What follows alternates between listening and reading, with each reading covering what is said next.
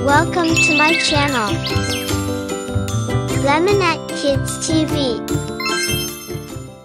Munting kalapati. Sa isang payapang baryo, may isang munting kalapati na nagngangalang Pipo. Mahilig siyang lumipad sa paligid at makipaglaro sa kanyang mga kaibigan. Isang araw, habang lumilipad si Pipo, may napansin siyang isang maliit na supot sa tabi ng daan. Binuksan niya ito at nakita ang maraming baryang pila. Wow! Ang dami nito!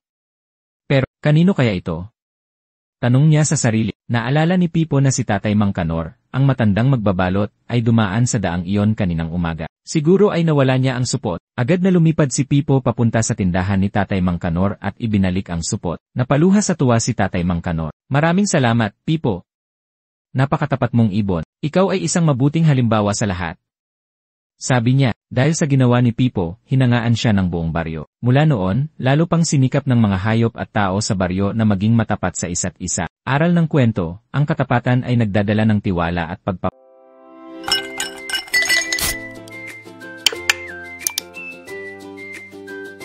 Please subscribe.